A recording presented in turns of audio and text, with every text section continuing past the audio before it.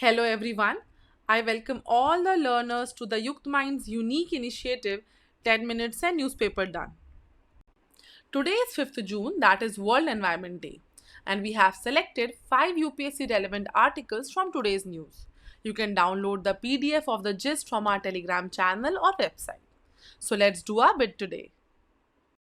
First news, Punjab and Himachal Pradesh are set for a face-off as the 99-year lease on the British-era 110 megawatt Shannon hydropower project situated at Jogindarnagar in Mandi district of Himachal Pradesh, presently under the control of the Punjab government, will expire in March 2024.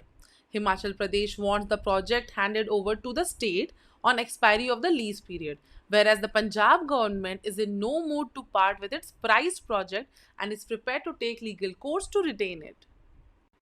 Commissioned in 1932, the Shannon hydroelectric plant was constructed under a 99-year lease deed executed between Jogendra Sen, the then Mandi ruler, and Colonel B.C. Batty, the then chief engineer of the Punjab government in 1925. The project utilizes the hydroelectric potential between Ool River, a tributary of the Beas River at Barot and Jogindarnagar. The main attraction of the hydro project is the four-stage haulage trolley service. Second news is about Kudumbashree mission. As Kuttanad in Kerala is still trying to recover from the economic aftermath of the deadly deluge in 2018, several women who lost their livelihood are finding their footing in the tourism sector with the support of the Kudumbashree mission. Now, what is Kudumbashree mission? It is the poverty eradication and women empowerment program implemented by the State Poverty Eradication Mission of the Government of Kerala. Kudumbashree is essentially a community network that covers the entire state of Kerala. It consists of a three-tier structure with neighborhood groups as primary level units, area development societies at the ward level, and community development societies at the local government level. Launched in 1998, it has been functioning under the local self-government department by accepting financial support from the union government and NABARD. You can use this article in GS paper 1 under women's organization, also in GS paper 2 under the topic of self-help groups and NGOs. Third news is an opinion article about few drawbacks of the generic medicine. The Director General of Health Services issued yet another order on May 12th reiterating directions that doctors in central government hospitals prescribe only generic medicines instead of branded drugs. The idea behind this order seemed to be the alleged nexus between doctors and the pharmaceutical industry, wherein the doctors receives a kickback for each prescription of a particular company's drug. Now, there are few issues with the quality of generic medicines. Experts point out that many Indian doctors in both the public and private sector simply do not trust the quality of all generic medicines in the Indian market. First reason, India has lagged behind countries like the USA in creating the appropriate legal and scientific standards that provide guarantees to doctors on the interchangeability of generic medicines with each other and the innovator drug. Testing of generic drugs is required because generic manufacturers may use different excipients like binders, coatings, and punching machines which directly affect the ability of the drug to dissolve in the blood.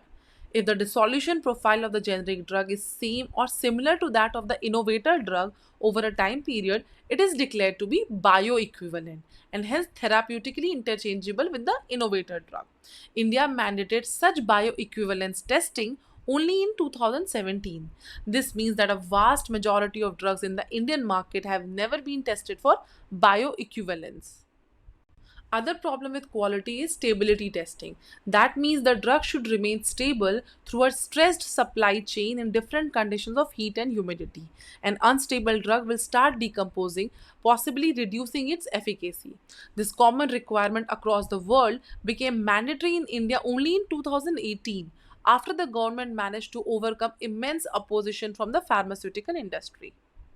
The new regulations did not apply retrospectively to generic drugs approved prior to 2018.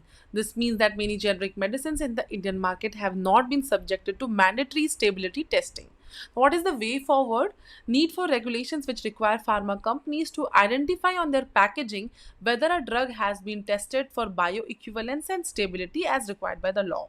Also, we should try to build the confidence of doctors in generic medicine, which will serve public interest.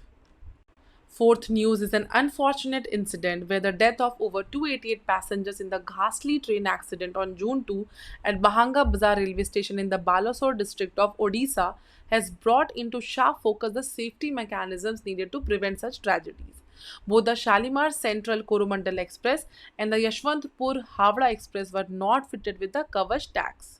Now, what is Kavach? It is an indigenously developed automatic train protection system by the Research Design and Standards Organization in collaboration with the Indian industry. It is state-of-the-art electronic system with safety integrity level SIL4 standards.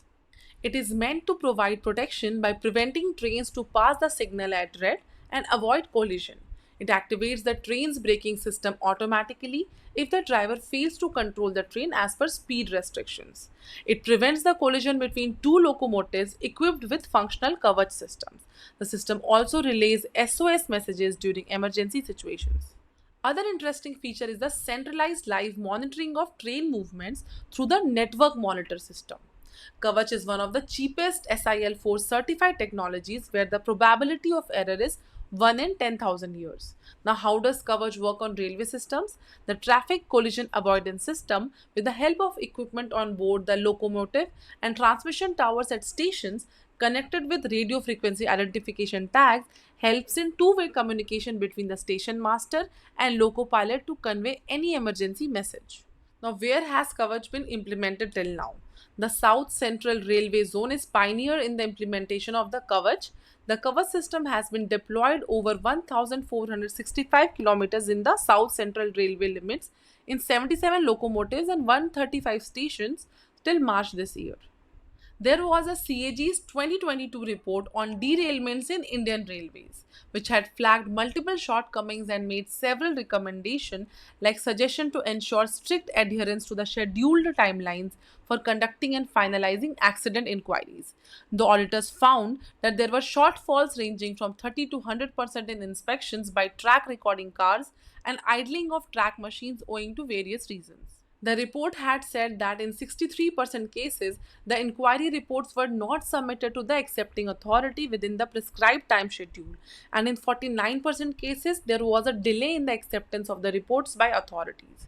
Based on its findings, the CHE had recommended development of a strong monitoring mechanism to ensure timely implementation of maintenance activities by adopting fully mechanized methods of track maintenance and improved technologies. Fifth news. World Environment Day 2023 is hosted by Côte d'Ivoire in partnership with the Netherlands.